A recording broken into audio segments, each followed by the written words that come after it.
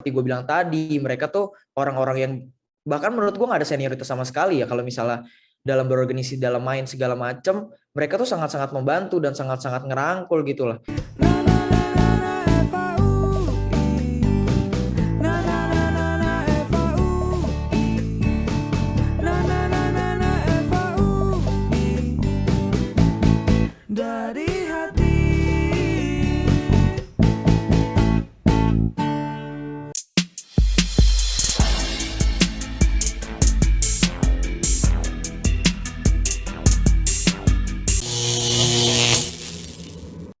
Halo semuanya, selamat datang di Dobrak, dialog bersama Kostrat. Pada episode kali ini, gue akan membahas mengenai inisiasi dan PMK nih.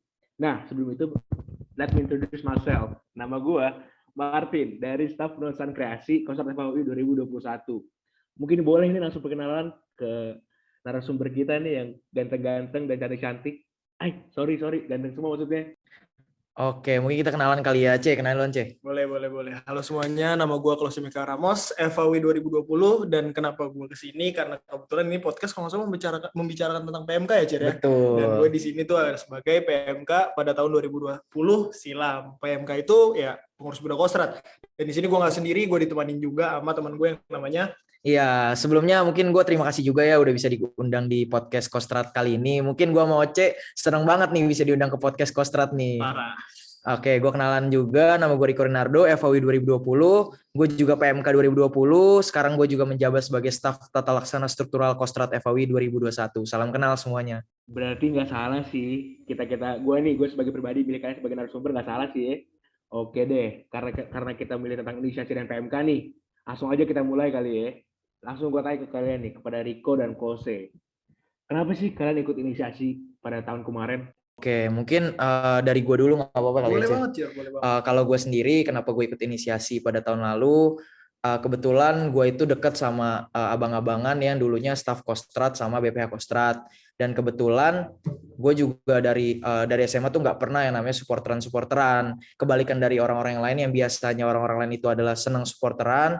Gue nggak pernah supporteran. Jadi gue curious lah dalam tanda kutip. Jadi gue pengen coba lah untuk coba di PMK ngapain sih. Gue riset, oh ternyata cocok sama gue juga bisa temuin keluarga dan gue juga bisa belajar di sana. Jadi itu sih alasan gue kenapa PMK. Kalau umumnya ya, mungkin kalau misalnya ntar MC mau nanya khususnya kenapa juga bisa sih habis ini. Mungkin Oce? Kalau gue tuh dulu gue udah bikin ini sih, Cir dan Tian. Gue udah bikin mapping lah, kayak kira-kira organisasi apa aja yang gue pengen ikutin di FAUI. Ya gara-gara gue tuh pengen ya dapetin semuanya, ibarat kata pengen win it all gitu.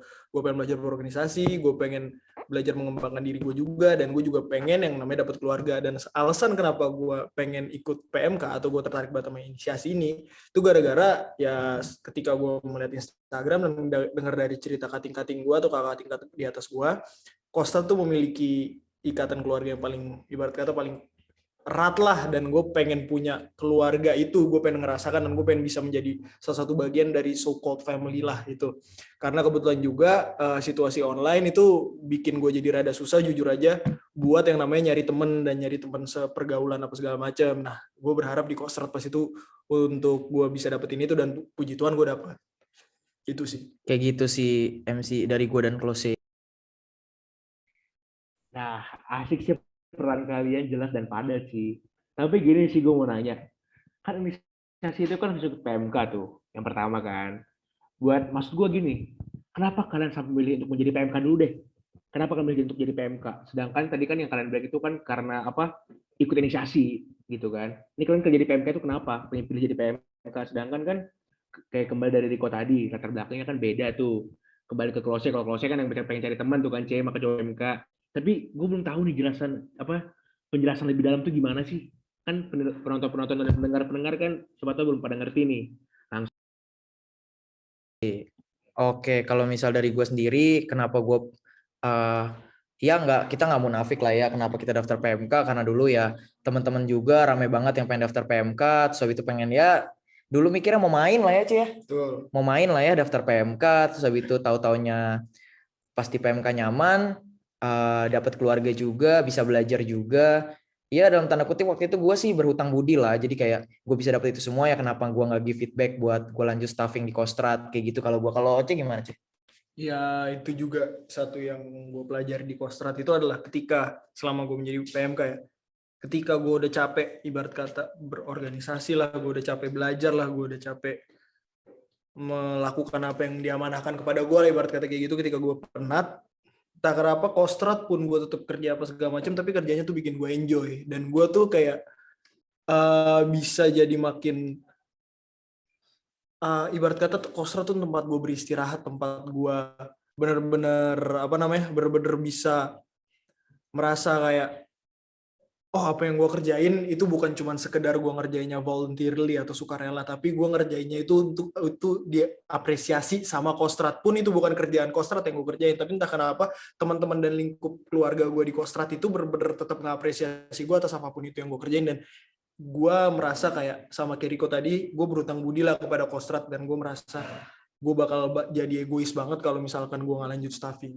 Iya, kurang lebih gitu sih. Cuman ya dari awalnya gue sama Klose sama, kita pengen main, kita riset, taunya cocok, kita lanjut ke jadi PMK, daftar, puji Tuhannya lolos, kita berdua, terus itu kita beneran ternyata apa yang kita ekspektasikan beneran terrealisasikan ketika kita jadi PMK, mainnya dapet, belajarnya dapet, keluarganya dapet, dan ya udah begitu sih kurang lebih, Martin. Oke, mantap sekali, mantap sekali.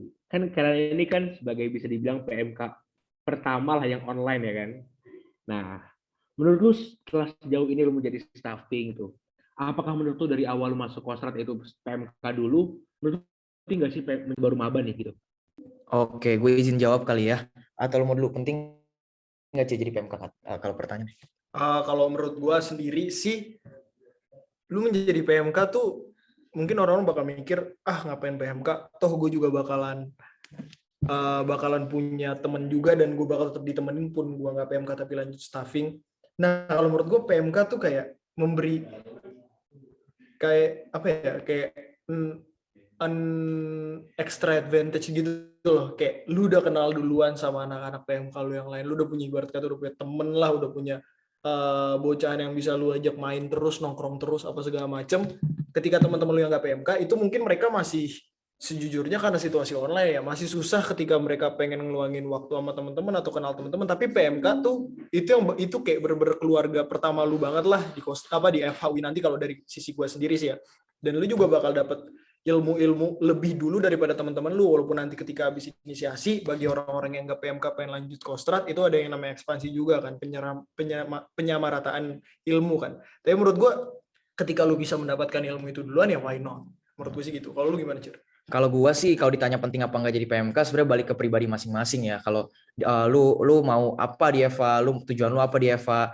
Cuman kalau misalnya gue sendiri dengan tujuan gue adalah belajar berorganisasi, cari keluarga dan lain-lain, menurut gue sangat penting untuk menjadi PMK. Karena apa? Karena menurut gue bisa dapat core itu semua loh ketika di PMK. Tapi apakah kalau misalnya nggak PMK bisa dapat core itu juga? Bisa juga. Cuman ya PMK bisa menjadi salah satu jalan lah buat lu mencapai hal-hal yang lu tuju itu, terutama tujuan gue tadi, cari keluarga, belajar berorganisasi dan kawan-kawan. Kayak gitu sih gue kalau kayak gitu sih Tin kalau gue. Setuju. Nah, tadi kan sebelum awal-awal kan Klose itu kan bilang tuh, Klose dulu nih ya, kamu cari keluarga. Nah, menurut lu tuh keluarga yang dapat itu beneran keluarga yang apa idamkan gak sih selama ini? Langsung aja kali ya.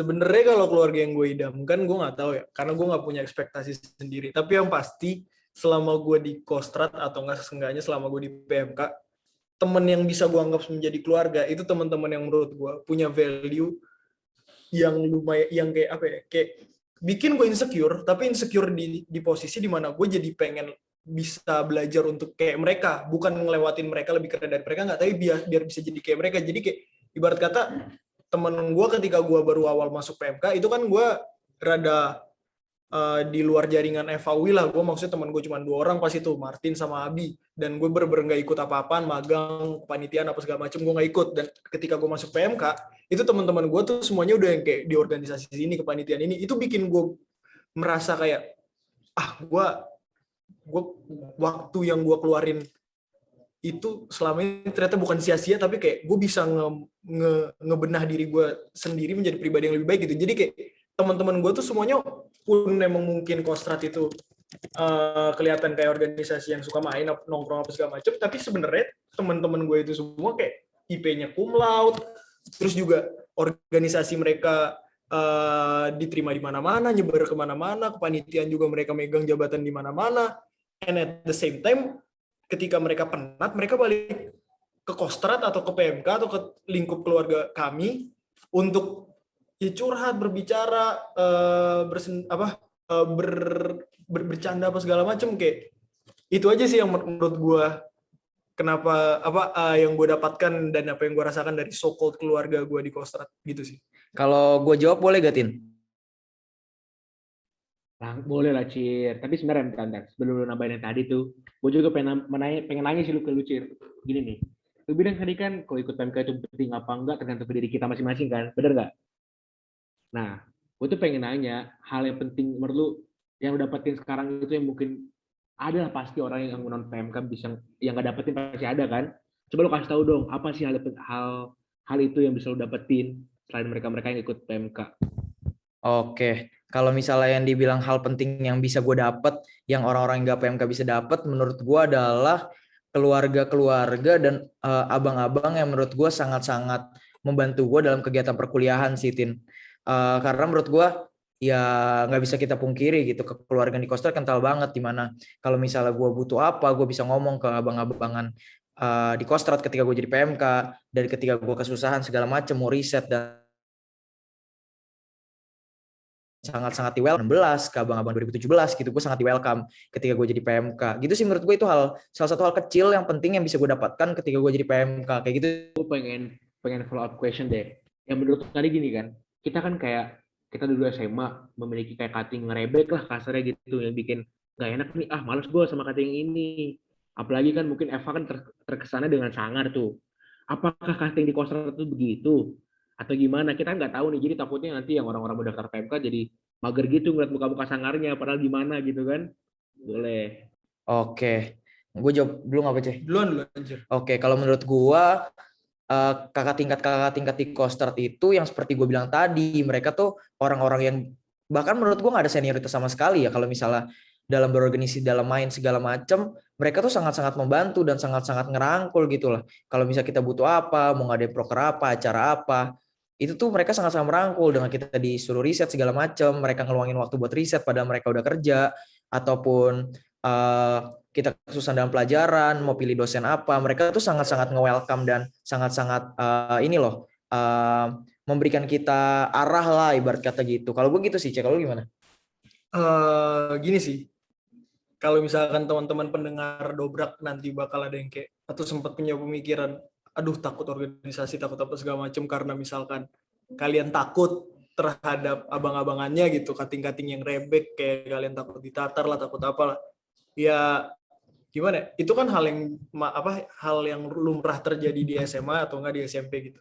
Dan kalau menurut gue pribadi ya, itu tuh itu mungkin bagi kalian itu kenangan buruk, tapi ya jadikan itu memori, jangan jadikan itu patokan buat kalian ngelihat ke depannya kalian pengen daftar apa kalian takut gara-gara hal itu. Karena sejujurnya ketika kita udah bertambah tua juga hal-hal kayak gitu kalau kita pikir balik lagi it's just a waste of time nggak sih. Dan menurut gue orang-orang yang ada di FAUI, apalagi abang-abangan yang lebih tua dari gue dan diterima di FAUI, itu mereka punya pemikiran yang menurut gue yang udah dewasa seharusnya. Dan ketika kalian takut terhadap hal itu, ya kalian nggak perlu takut.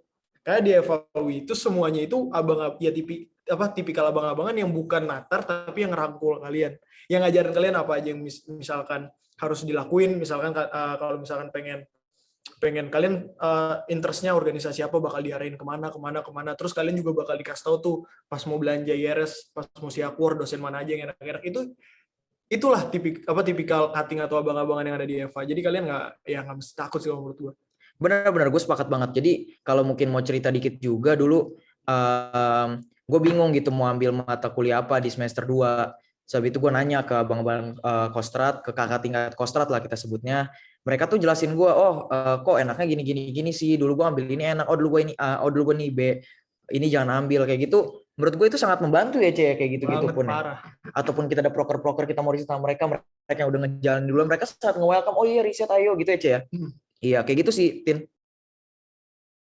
Waduh, dari jawaban kalian sih bener sih asik banget. Gue akuin asik banget. Gue juga jujur ya, gue merasa jadi kita kan teman perjuangan lah bisa dibilang ya. Jadi pengalaman kita tuh bakal 11-12 sama gue sama lu kan. Gue juga ngerasain cutting-cutting yang enak sih. Nah, ngomongin soal cutting nih. Kita kan kemarin ikut inisiasi. Inisiasi itu kan kita banyak lah berbicara dengan cutting-cutting, kayak berinteraksi gitu kan. Nah, menurut lu pada nih, apa sih hal yang paling kalian kangenin dari inisiasi tahun kemarin, walaupun ataupun menjadi PMK deh. Inisiasi dulu deh, kenapa lu apa hal yang kangenin dari inisiasi tahun kemarin? Boleh. Oke, C. Jawab duluan, C. Apa yang lu kangenin, C, dari inisiasi tahun lalu?